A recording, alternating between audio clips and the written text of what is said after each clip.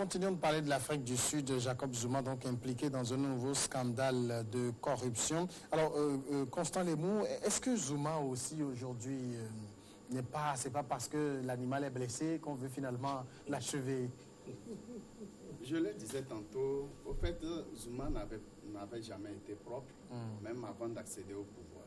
Il a toujours été au milieu des affaires floues, de la corruption, avant même d'accéder au pouvoir. La question qui se pose aujourd'hui, au fait, la société Bosasa, dont le DG lui a versé de l'argent, était déjà dans la ligne de mire des enquêtes judiciaires. Et pour ces attributions douteuses de marché public. Exactement. Et pour, disons, couvrir cette enquête, ou du moins brouiller l'enquête, il y a une mutation de cette société en une nouvelle. En une nouvelle société African Global Operations.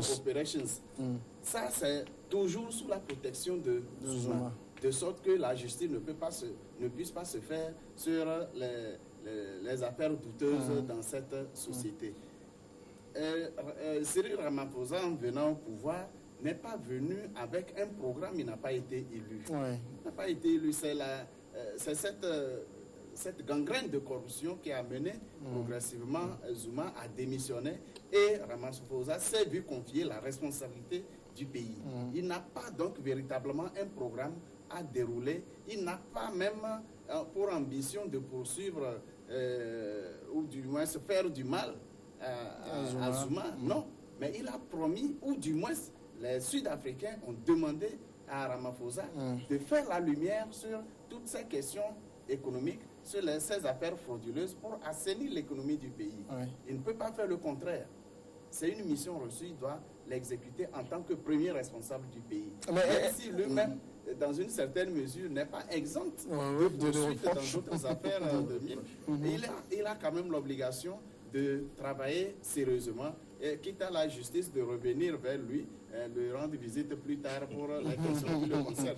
Mais Chris Sega, dans le cas Zuma, qui est la victime? Parce que quand on voit comment le directeur de Bosasa décrit la manœuvre, il apportait de l'argent à Zuma pour se protéger de poursuites judiciaires. Qui est le corrompu, qui est le corrupteur? Moi, je crois que Zuma est un corrompu.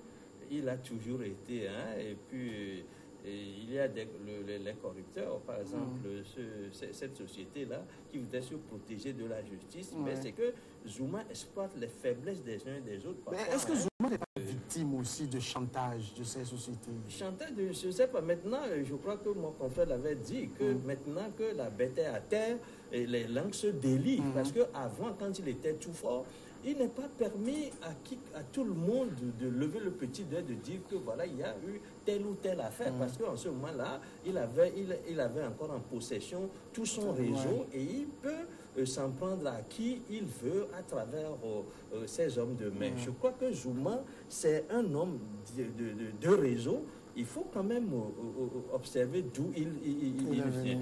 Zuma, ce n'est pas quelqu'un qui était prédisposé en principe à prendre les rênes du pouvoir en Afrique du Sud. Et vous l'avez vu comment il s'était battu contre Thabo Mbeki, d'abord dès le départ, parce que c'est lui qui voulait être candidat, et ensuite, après, c'est Mbeki, parce que lui, c'est un clec, c'est un intellectuel, et qui voudrait succéder à celui-là, conseil à Nelson Mandela. Et puis, vous avez conseillé, comme il y a eu une guerre, un combat de chiffonnier pratiquement que Zuma lui avait livré. Donc, Zuma avait mis en œuvre, en branle tout son réseau pour bien qu'il avait perdu cette première bataille, il est revenu ensuite dans une deuxième bataille pour renverser son vis-à-vis. Donc déjà, Zuma, ce n'est pas n'importe qui en Afrique du Sud, c'est un homme qui avait fait déjà la rébellion, qui connaît qui connaît l'Afrique du Sud, qui connaît aussi autour de l'Afrique du Sud tous ceux-là qui avaient soutenu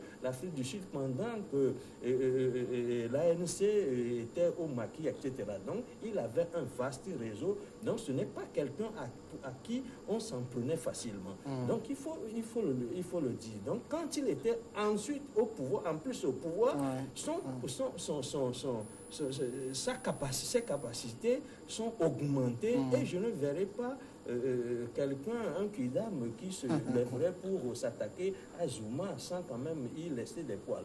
Et vous comprenez que maintenant que cette bête-là est à terre et que la justice continue de menacer ceux avec qui il a traité, il est de bon ton que ceux-là traitent avec la justice. Parce que vous comprenez très bien qu'en Afrique, aux États-Unis par exemple, lorsque vous facilitez le processus judiciaire, oui, on vous y a des réductions de peine et tout. Et je crois que c'est dans ce sens-là que les gens voudraient plutôt collaborer avec la justice pour révéler tout ce dessous-là que Zuma voudrait bien cacher pour être quand même, pour avoir gagné cette réduction de peine. Donc il faut dire que Zuma, je le disais tantôt, s'est enfoncé tout seul. Et si aujourd'hui quelqu'un pouvait profiter de la situation, dans quelle mesure? Tout simplement collaborant avec la justice. Parce qu'on ne peut pas lui faire plus mal que lui-même s'est déjà fait. Oui, mais juste placer un mot. C'est vrai que Zuma s'est enfoncé tout seul, mais c'est trop facile aujourd'hui qu'il n'est pas au pouvoir qu'on puisse nous parler de ces affaires-là. Cette société en question ne nous dira pas que en posant ces actes-là, ne savait pas que c'était des actes illégaux plutôt. Mais c'est parce qu'aujourd'hui, ça ne leur profite plus. On est là, on nous en parle. Donc, et puis c'est une leçon. Je suis en train de voir un truc similaire, un peu qui peut arriver à tout moment en RDC avec Kabila. Kabila, quand il était là, il était le chouchou de toutes ces entreprises-là, minières et tout. Et avant même de quitter le pouvoir, il a lancé un appel en demandant au peuple congolais de se liguer contre ces prédatrices-là. Je vois venir du jour au lendemain qu'on puisse glisser ces genres de papiers, ou qu'on puisse faire des révélations dans la presse comme quoi, quand il était au pouvoir, il y avait des facilités pour des entreprises minières, tout simplement parce qu'il a osé, en levant le coin du voile, en demandant à ce que son successeur puisse avoir un œil plus regardant dans ce qui se fait en matière de ces ressources minières. C'est Kabila, lui, il est toujours au pouvoir. En fait, je ne suis pas d'accord avec Thierry quand il dit qu'il ne savait pas, Zuma et le PDG de la société ne savaient pas que c'était des pratiques illégales. En Afrique du Sud, les textes sont clairs. Les textes sur la gestion des sociétés, la fiscalité, tout est bien clair. Et ils savaient très bien qu'ils étaient sous une poursuite judiciaire. Et c'est en ce moment qu'ils ont accentué les pots de vin pour permettre... là, ça veut dire que d'infraction en infraction. Justement. Ce n'est pas qu'ils ignoraient... Non, c'est parce que ça leur arrangeait à l'époque. Ils ont accepté... Ils n'étaient pas ignorants des tests. Ils savaient très bien que c'était des pratiques frauduleuses qu'ils développaient. Ils savaient très bien. Et aujourd'hui, la justice a la possibilité de mettre la main sur eux. Et je pense que l'occasion ne sera jamais ratée. Alors maintenant, dans le cas sud-africain, c'est vrai qu'on voit peut-être un peu la gouvernance de Mandela a été épargnée.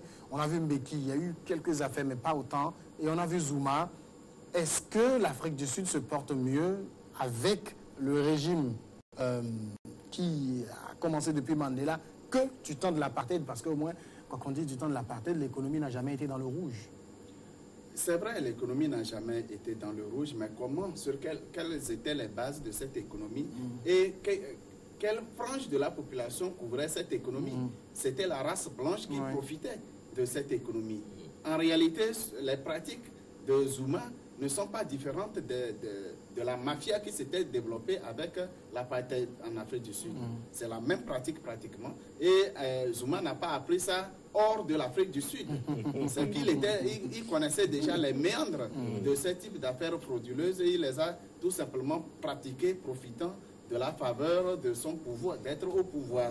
Aujourd'hui, l'économie sud-africaine connaît des difficultés à cause de ces affaires frauduleuses, c'est vrai, mais ça ne veut pas dire que l'Afrique du Sud se portait mieux avant l'ère Mandela. Là, je ne suis pas d'accord. Non.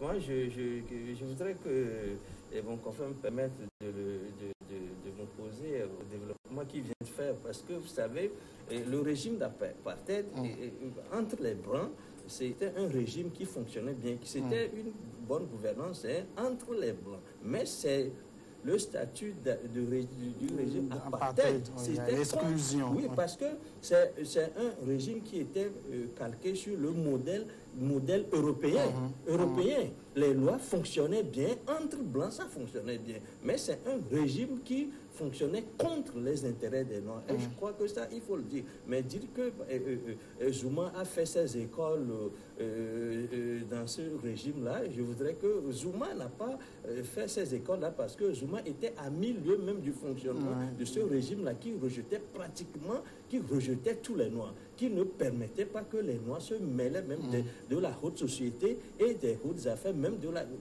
tout simplement de la gouvernance. Mais c'est que, il faut quand même dire que depuis Nelson Mandela, il était question de changer une société de tout à tout. Donc il fallait remplacer des gens, il fallait changer certaines pratiques et je crois qu'on avait commencé à cette époque-là à engager beaucoup de personnes qui ne s'y connaissaient pas forcément très bien en matière de gouvernance parce qu'ils ne l'avaient pas tout simplement appris. Parce qu'ils n'avaient pas l'occasion d'apprendre.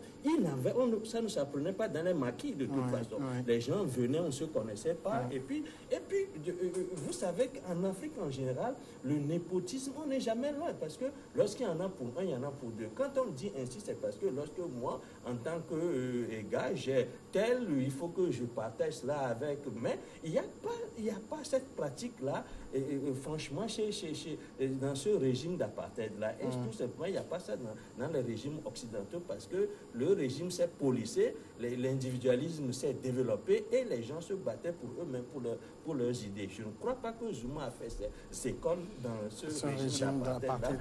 Mais peut-être nous pourrons revenir sur les affaires judiciaires sous l'apartheid. Au fait, les sociétés minières étaient des sociétés capitalistes et c'était une lutte acharnée. Et c'est le plus malin qui gagnait les marchés. Oui, mais pas les sociétés... Non, si vous permettez. Les sociétés américaines, dans les mines sud-africaines, plus les sociétés hollandaises, ce n'était pas du tout de l'amour. Ce n'était pas de l'amour entre ces sociétés. On pourra y revenir avec des exemples d'affaires concrètes, des affaires judiciaires.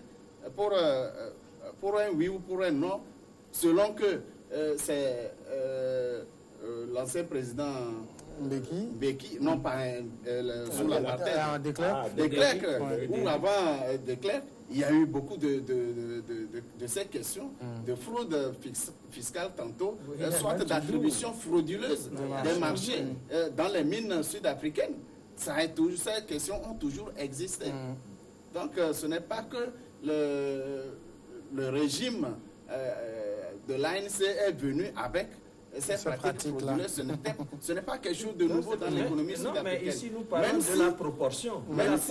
Même si apparemment, dans quelle proportion? Même si apparemment l'économie se portait un peu mieux, je dis bien apparemment, parce que, je le répète, toute l'exploitation de l'Afrique du Sud ne profitait pas à la majorité de la population. On ne pouvait qu'applaudir du côté de la société blanche. Et il y avait toujours le nombril gardé entre les sociétés occidentales et disons la population ou bien l'équipe dirigeante en Afrique du Sud. N'oublions pas que l'Afrique du Sud dans son ensemble a été une colonie de peuplement. Bien sûr. Et les Blancs de l'Afrique du Sud n'ont jamais oublié leurs origines hollandaises, américaines ou bien anglaises. Et c'est la même chose qui s'est développée. La même mafia qui se développe en Europe, c'est la même qui s'est implantée en Afrique du Sud. Et les questions, on peut revenir sur certains dossiers ici. D'accord. On va évoquer maintenant le second sujet, la République démocratique du Congo. Les évêques catholiques de la région du Kasaï se sont démarqués dimanche de leurs collègues de la conférence épiscopale nationale du Congo en saluant l'élection de Félix Tshilombo Tshisekedi, président de la République de la RDC. Dans un communiqué, les évêques écrivent « Nous bénissons Dieu pour le nouveau président de notre pays, M. Félix Tshisekedi Tshilombo. Nous remercions Dieu aussi pour la première alternance pacifique et démocratique au sommet de l'État par la voie des urnes, obtenue donc le 30 décembre 2018, marquant le début des temps nouveaux. En RDC, l'avènement de M. Tshisekedi se veut aussi une étape de la réalisation du rêve de la démocratie et du progrès social de tout le peuple congolais. Chris Sega, on le rappelle, la position des évêques du Kasaï est contradictoire à celle de la Senko. C'est parce que c'est des évêques du fief de Tshisekedi qu'ils se comportent ainsi? Absolument, c'est ce que je disais tantôt. En Afrique, c'est pas facile de laisser tomber un frère. Hein. Et vous savez, dans la région du Kasaï, il y a, je crois, 5 provinces. Et puis, pourtant, au temps de Kabila, il y a eu récemment 3000 morts. Et pourtant, ces morts-là sont très rapidement oubliés pour que ces gens-là se joignent à Tshisekedi. Cela ne m'étonne pas du tout. Je comprends. Ça ne veut pas dire que je partage leur point de vue. Mais ils sont allés trop loin dans leur optimisme. Moi, je ne serais pas aussi optimiste parce que je voudrais bien voir venir la gestion de ce tandem-là, parce que je le disais la dernière fois, dans ce tandem-là, qu'est-ce qui tient le guidon? Parce que finalement, Kabila a joué à qui perd gagne. C'est-à-dire qu'il est remplacé par Tshisekedi, mais il a une main de fer, je dois dire, sur le gouvernement et puis au niveau des gouvernements des provinces, etc. C'est-à-dire que Tshisekedi, Kabila a perdu les élections, mais il n'a rien perdu du tout, parce que là, je crois que c'est une forme peut-être de gouvernance, d'ouverture dans ce régime-là, qui fasse en sorte qu'il y ait passation de pouvoir, qu'il y ait une transition qui n'entraîne pas trop de dégâts. Cependant, ce qui se passe dans le Kasaï, dans la région du Kasaï, avec ces évêques-là, on ne comprend pas très bien. Il n'y a pas longtemps, ce sont eux qui criaient, Senko qui criait, qui disaient que ben voilà, ça ne se passe pas très bien, et Kabila les réprimait. En ce moment-là, Kabila était très mauvais. Et du coup, Kabila s'est fait remplacer par Tshisekedi. On trouve que c'est une bonne chose. Bon, moi, j'avais dit que c'est le moindre mal quand même, hein, et cette façon-là, cette ouverture-là. Mais de là à dire que, à crier au ciel que, voilà, on a maintenant quelqu'un qui va remettre la démocratie sur les rails, etc., alors même que Tshisekedi n'a pas encore le temps de s'asseoir dans ce fauteuil-là. Tshisekedi n'a pas la maîtrise de son gouvernement. Tshisekedi n'a pas la maîtrise des gouvernements, des provinces, etc. Moi, je voudrais tout simplement attendre de voir. Mais, je le dis encore une fois, en Afrique, on ne lâche pas un frère. Nous sommes très ethnicistes et ces deux cultures, on ne trouve pas que ce soit mauvais parce que l'individu en Afrique appartient d'abord à la famille et cette famille appartient à un clan. Et lorsqu'on te dit d'où tu es, on ne dit pas, par exemple, on ne dit pas que je suis togolais, je dis d'abord que je suis tel avant d'être togolais. Et je crois que c'est une culture qui est enracinée en Afrique, et lorsque ces évêques-là disent qu'ils soutiennent, pour la plupart, 6 sur 8 soutiennent par exemple Tshisekedi, je les comprends absolument, mais seulement je leur demande de prendre du recul, un peu de recul, et quand même au moins de l'appeler, en dehors de passer ces moments d'émotion, pour lui être d'un bon conseil que ceux qui sont... Thierry, est-ce que ça veut dire que les évêques, les 6 évêques du Kasaï sont en train de faire du mendefrérisme? Oui, je dirais oui et non. À cette allure-là, Samuel, je crois que finalement, on va créer des partis politiques aux prêtres catholiques.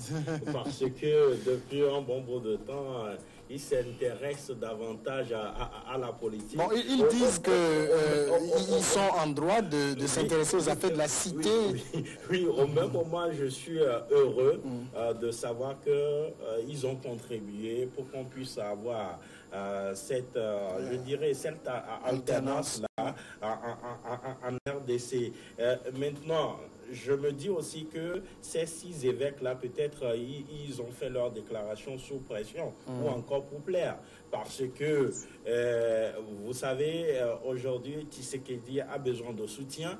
Donc, les siens ne pourront pas le lâcher de la sorte. Donc, il faut faire quelque chose. Et je suis heureux que quand il y avait la crise, il n'y avait pas ils ont parlé, cette scission, ils ont parlé parler d'une seule et même voix et ça a permis d'avoir l'accord de Saint-Sylvestre et aujourd'hui ils sont allés aux élections. Concernant le fait que Kabila a la même mise sur tout ce qui va se faire, il ne peut en être autrement. Vous l'avez si bien dit concernant le cas sud-africain, quand vous disiez qu'à un moment donné, on était obligé de faire appel à des gens pour la gestion de la cité, des affaires de l'État qui n'avaient aucune expérience. Aujourd'hui, Tshisekedi, il est arrivé au pouvoir, mais quelles ressources humaines dont dispose-t-il pour gouverner le pays? Bon, on nous dira qu'il va se construire.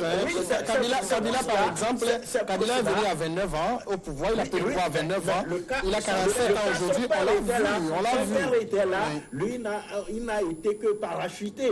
Mais Tshisekedi, il vient avec qui derrière? Il a quelles ressources humaines? L'UDPS a une base quand même. Quand même, vous savez ce qui s'est passé avec le décès de son père. Le parti a été fragilisé. Il y a eu des départs, il y a eu des scissions. Donc, d'ailleurs, le gars, le président Tshisekedi, en réalité, ne s'est pas préparé pour diriger ce pays-là. C'est comme un cadeau empoisonné, une patate chaude qu'on lui a filé, qu'on lui a remis. Donc, il ne peut faire que composer, en tout cas pour un temps donné, avec l'équipe Kabila, le temps pour lui d'asseoir son autorité, d'asseoir sa base, et il aura l'expertise, la compétence avec son parti pour gouverner le pays. L'autre chose me surprendrait. En tout cas, dans l'église, enfin, au niveau des évêques du Kasaï, Tshisekedi peut se targuer d'un soutien de poids. En fait, je pense que l'église est sortie un peu de son rôle. Au départ, c'est l'éternel débat avec la Senko. Avec la Senko. Parce que les évêques du Kasaï, quand la Senko a dit que les résultats publiés n'étaient pas conformes, les évêques du Kasaï ont dit que la Senko est allée trop loin. Très bien. Avant les évêques du Kasaï, les pasteurs de l'église méthodiste, au lendemain de la proclamation des résultats provisoires, avaient attiré l'attention de la communauté internationale, quand bien même la Senko avait déployé des observateurs, 40 000, ils n'étaient pas en mesure de dire qui pouvait gagner ces élections. La Senko ne pouvait pas se targuer de savoir qui gagne les élections présidentielles en RDC. C'était déjà un signe très fort que la Senko allait au-delà de ce que de la mission de l'Église dans le pays. Et nous savons tous aujourd'hui qui est derrière la Senko. C'est la France, c'est les États-Unis, c'est la Belgique qui utilisent la Senko, l'Église, pour recommencer à zéro la colonisation de la RDC. Ça, c'est clair. Et là, je félicite Kabila qui a très bien joué. Il a très bien perçu le problème et il a su déjouer ce plan machiavélique qui était ourdi contre la RDC. Les évêques sont-ils évêques en dehors des fidèles? Posez la question au révérend Père Togolais, qui est le porte-flambeau de l'aile politique de l'Église catholique au Togo. Posez-lui la question, qu'est-ce qui s'est passé à Legbasito le 23 décembre? À l'église de Legbasito. Posez-lui la question, qu'est-ce qui s'est passé? Une bonne partie des fidèles ont vidé l'église lorsqu'ils l'ont vu arriver. Ah oui, parce que là, on voit en lui un partisan politique et non un prêtre. C'est la même chose au Kasaï. C'est le fief de Tshisekedi. Est-ce que les partisans de Tshisekedi sont-ils des chrétiens, oui ou non? S'ils sont des chrétiens, est-ce qu'ils ont porté leur voix sur Tshisekedi, oui ou non? Comment on peut démontrer aux partisans de Tshisekedi, dans le Kasaï, que Tshisekedi n'a pas gagné les élections? Eh bien, les évêques peuvent avoir leur mission depuis Rome, avec toute la complicité internationale. Mais les Congolais savent qui est leur président aujourd'hui. Même si, à l'hypothèse que ce n'est pas Tshisekedi qui a gagné les élections, entre deux mots, il faut choisir le moindre. Est-ce qu'il fallait passer de l'extrémisme à l'extrémisme? Si c'est le choix du peuple. Justement, est-ce que c'est le Congo qui adopte son mode de désignation de ses dirigeants, ou bien c'est le mode de désignation imposé par l'Occident, qui met en même temps un certain mécanisme pour orienter les choix et proclamer même les résultats